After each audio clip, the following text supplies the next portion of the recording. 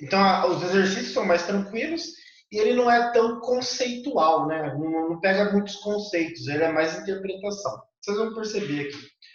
Bom, olha esse primeiro exercício. Na verdade, assim, a segunda fase dele é dividida nas áreas da ciência. Então, tem 6 questões de ciências biológicas, 6 questões de biológica, não, de ciências humanas, 6 questões de matemática, 6 questões de ciência da natureza e por aí vai. Então, não tem muitas questões de cada disciplina. Então, por exemplo, de química, é 3 questões. Porém, nesse ano, essa questão estava na área de biologia.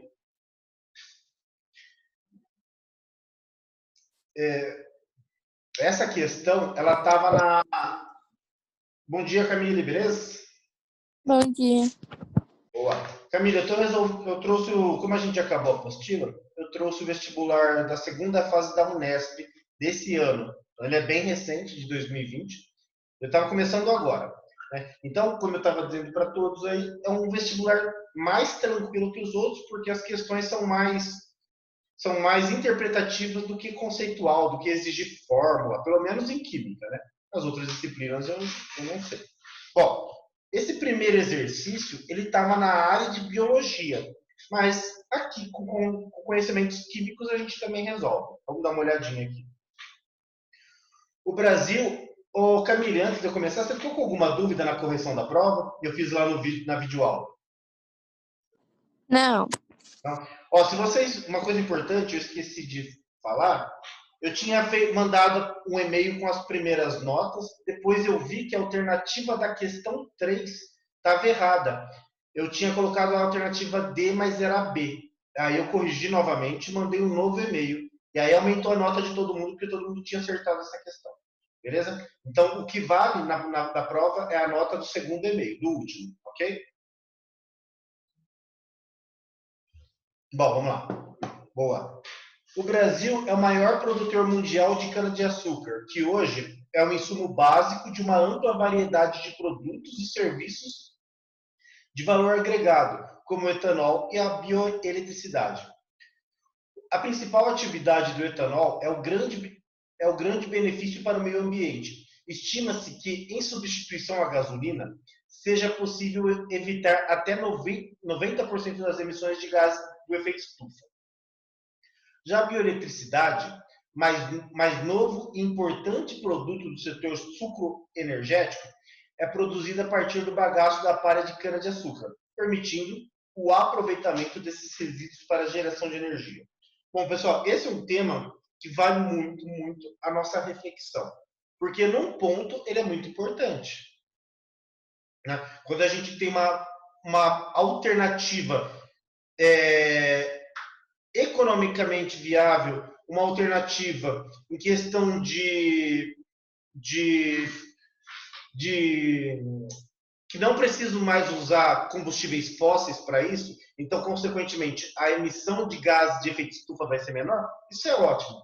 Mas a gente tem que ver os pontos negativos. Né?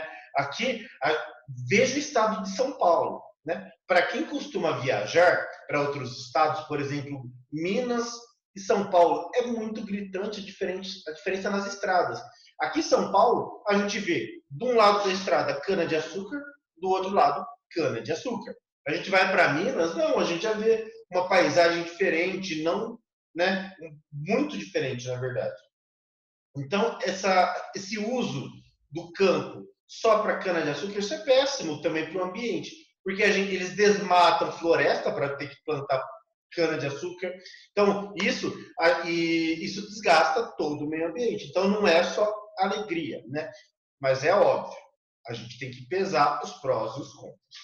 Obviamente, também, quem é da área ambiental vai ficar com o pé atrás, né? Quem é da área agrícola, não, é só alegria. Então, é muito importante a gente fazer essa reflexão também. Isso é ótimo para a redação, né? Se de repente cair uma redação, isso é repertório. Vocês vão poder argumentar a favor, argumentar contra e depois fazer uma conclusão balanceada nessas duas argumentações. Enfim. Questão A. Uma das razões pela pelas quais a combustão do etanol é benéfica ao meio ambiente é o fato dele ser obtido de fonte renovável. Explique por que a queima de um combustível de fonte renovável, como o etanol, em comparação à queima de combustíveis fósseis, contribui para uma menor concentração de CO2 na atmosfera. Justifique se a produção de bioeletricidade a partir da utilização da palha e do bagaço de cana-de-açúcar aumenta ou diminui essa concentração de CO2 na atmosfera. E B. Nas usinas de cana-de-açúcar, é moída para a extração de caldo de cana ou garapa, matéria-prima para a síntese do etanol. Que processo biológico resulta na síntese desse combustível a partir da garapa? Além do etanol, que gás é produzido ao longo desse processo? Pessoal, só lembrando, depois, acabando a aula, eu já mando esse PDF para vocês no grupo, tá? Para vocês poderem ter em mãos também. Bom, primeira a questão A aqui, ó. Bom, ele pergunta aqui, já esqueci a pergunta. Uma das razões pela qual a combustão do etanol é benéfica ao meio ambiente é o fato dele ser obtido de fonte renovável. Explique por que a queima de um combustível de fonte renovável como etanol, em comparação à queima de combustíveis fósseis, contribui para uma menor concentração de CO2. Bom, a resposta está aqui, pessoal. O uso do etanol em comparação à gasolina libera menos CO2 na atmosfera. Em relação à bioeletricidade, a emissão de CO2 será menos impactante para o aquecimento global, pois uma parte do CO2 emitido será capturada pela cana no processo de fotossíntese. Bom, pessoal, dá para explicar melhor isso aqui ainda, né? Por que o etanol, em comparação à gasolina, libera menos CO2? Pessoal, o etanol, eu tenho essa fórmula aqui, ó. CH3, CH2, OH, né? Se eu fizer a combustão disso, vai liberar quanto CO2? 2 moléculas aqui de CO2, né? 2 mols de CO2. A gasolina já é um heptano. Tem gasolinas com 7 carbonos, tem gasolinas com 8, os isoctano. Então, quanto mais carbono eu tenho na fórmula, mais CO2 vai liberar. Mais CO2 vai liberar. Então, o etanol só tem 2 carbonos na fórmula. Então, somente 2 mols de CO2. A gasolina, o diesel, outros combustíveis de fonte fóssil, tem mais carbono. Então, vai liberar mais CO2. Essa é a explicação química para isso. Beleza? Bom, em relação à bioeletricidade, a emissão de CO2 será menos impactante para o aquecimento global, pois uma parte do CO2 emitido será capturado pela cana no processo de fotossíntese. Então, beleza. A bioeletricidade é feita a partir do bagaço da cana. Eu queimo esse bagaço, produzo calor, e esse calor já é energia. Né? Mas eu queimo, eu estou liberando CO2. Porém, o CO2 que é liberado na queima desse bagaço, ele é capturado pela fotossíntese da cana-de-açúcar. Então, eu estou emitindo CO2, mas eu já estou recuperando uma parte desse CO2. Por isso que ele é menos impactante, ambientalmente falando. Ok? E na questão B, nas usinas de cana-de-açúcar, é moída para extração caldo de cana ou garapa. Que processo biológico resulta na síntese disso para a produção do etanol? Fermentação, né, pessoal?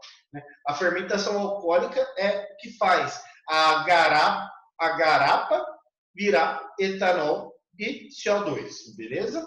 E o gás liberado é o CO2. Se a gente lembrar da fermentação alcoólica, né? Eu tenho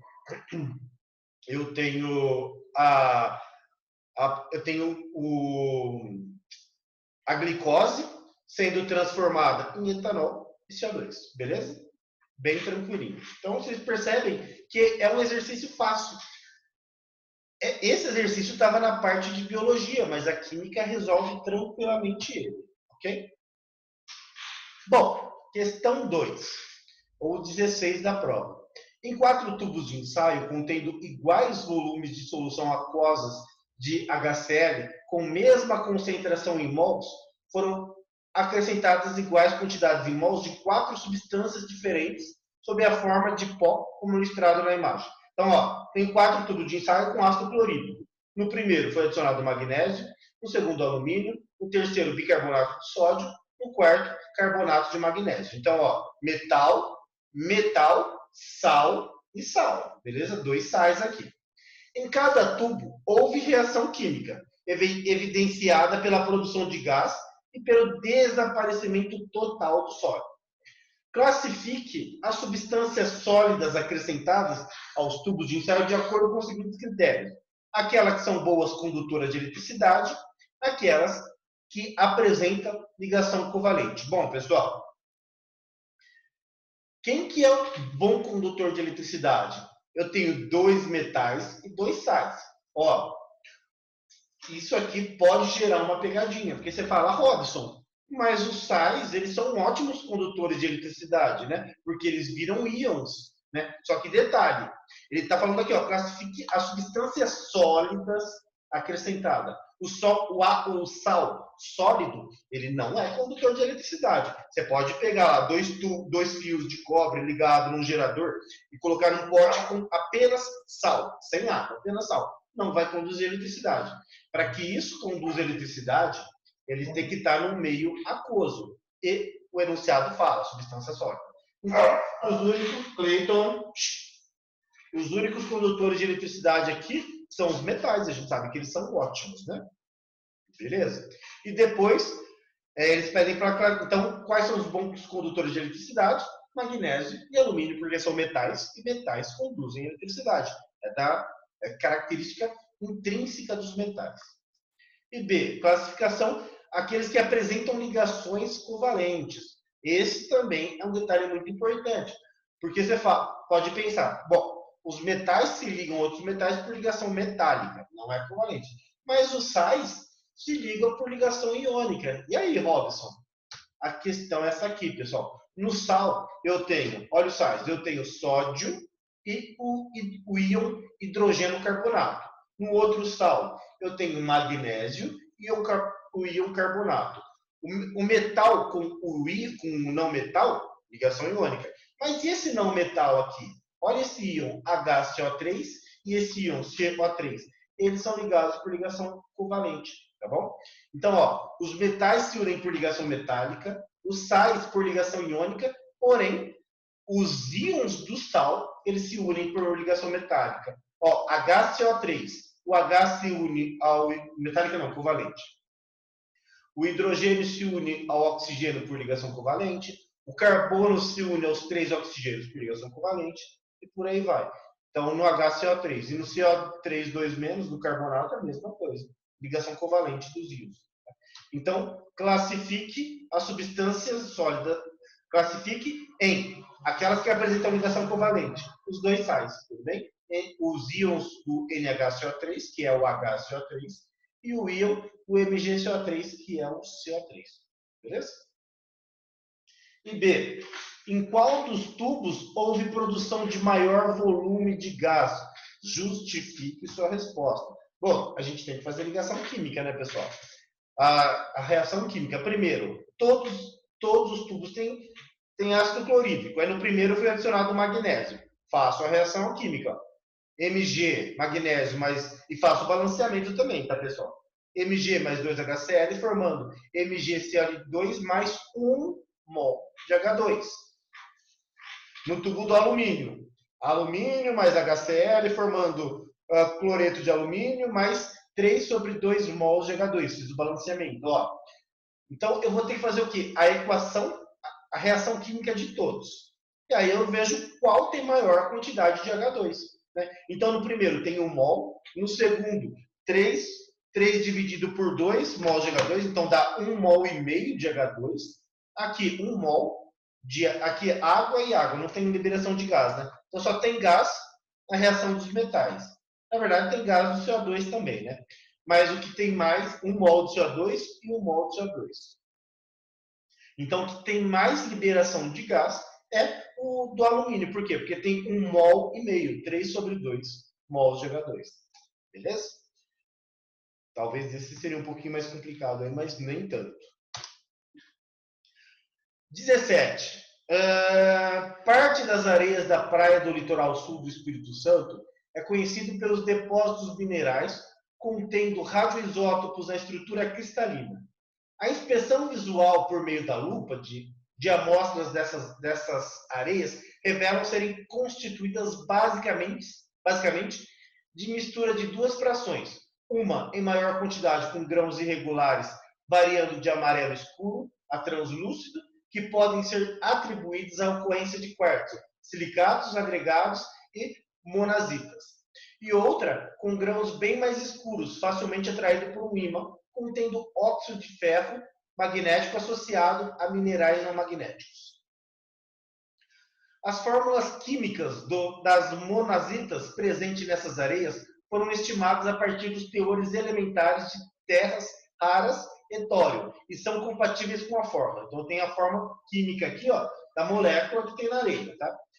Bom, qual o nome do processo de separação de misturas utilizado para separar as partes escuras das claras da areia monazítica? Pessoal, ele fala aqui, ó, que ela tem óxido de ferro, né? Óxido de ferro magnético associado a minerais não magnéticos. E ele fala que facilmente atraída por um ímã. Então, vou fazer o quê? Separação magnética, muito simples, tá? E com base na fórmula química apresentada, demonstre que a monazita é eletricamente neutra. Bom, então, separa bem tranquilo. Ó, o processo de separação é a separação magnética. Bom, para a gente ver que ela é eletricamente neutra, a gente tem que saber o quê? Que a soma das cargas de toda substância tem que ser igual a zero. E ele dá a carga, ó. Ele dá a carga do cério 3+, do lantanídeo 3+, ND 3+, do tório 4+, e do fosfato 3-. Só que ele dá a quantidade de cada um também. Então eu tenho que somar, multiplicar a carga pela quantidade e ver se isso está zero. É isso que ele está falando. Demonstre que a carga é zero. Então é isso que eu fiz, ó. Copiei a fórmula, tá? 0,494 vezes 3 mais 0,24 vezes 3 mais 0,20 vezes 3 mais 0,05 vezes 4 mais e 1 vezes menos 3. Somando e multiplicando e somando tudo isso, deu zero. Então, estou demonstrando que a carga é zero. Ok? Bem tranquilo. E por último, o principal responsável pela radioatividade da areia monazítica é o tório 232, um emissor de partículas alfa. Escreva a equação que representa essa emissão e calcule o número de nêutrons do nuclídeo formado. Bom, acho que vocês viram com a Bia radioatividade, né?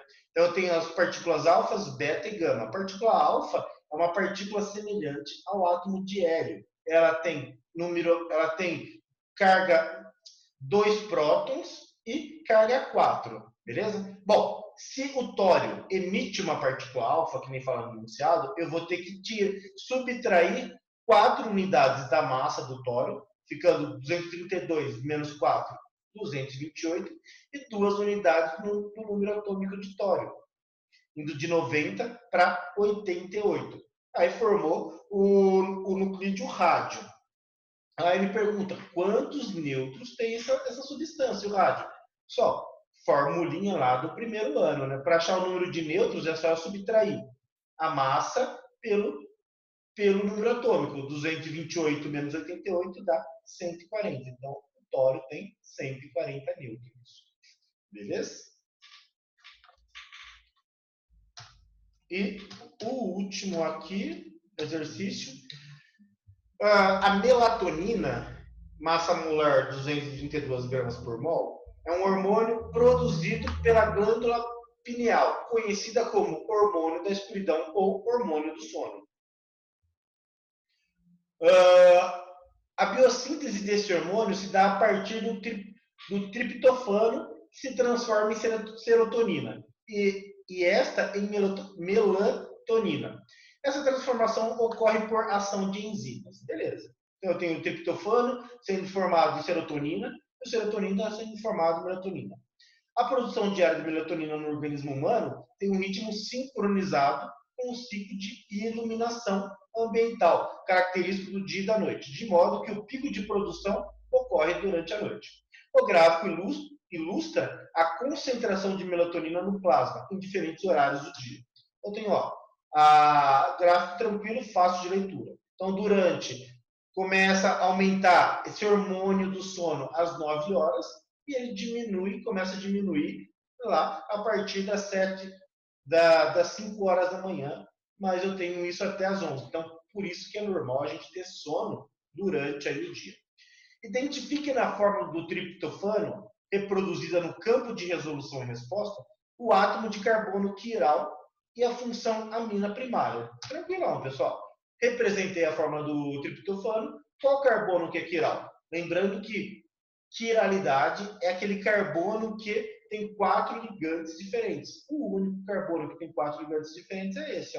Ele se liga ao grupo amina, ele se liga a todo esse radical, ele se liga ao hidrogênio, que está subentendido aqui, ele se liga ao grupo carboxilo. Beleza? Bem de boa. Então, amina primária. E B, considerando o gráfico e sabendo que um picograma é igual a 10 menos 12 gramas, calcule a quantidade em mols e o número de moléculas de melatonina presentes em cada ml do plasma humano às 8 horas da manhã. Então, às 8 horas, pessoal, eu tenho aqui, eu tenho 25 pictograma do hormônio. Aí é só fazer regra de 3. Eu sei que um mol da substância é 232 gramas. Ele dá aqui, a massa molar da melatonina. Então, um mol tem 238 gramas. 25 vezes 10 a menos 12 picogramas, que está lá no gráfico, tem X mols. Fazendo essa regra de 3, achei a quantidade de mols. Aí, ele quer o número de moléculas. Eu sei que um mol é 6 vezes 10 a 23 moléculas. Essa quantidade de mols que eu achei que tem X, fazendo a regra de 3 bem tranquilinha, achei o número de moléculas. É bem de boa. Beleza, Luiz? Beleza. Bom, eu vou mandar essa resolução lá para vocês e qualquer coisa vocês me chamam se precisar de alguma coisa. Fechou? Fechou. Beleza. Então falou, Luiz. Abração. Se cuida. Falou, se cuida. Até mais.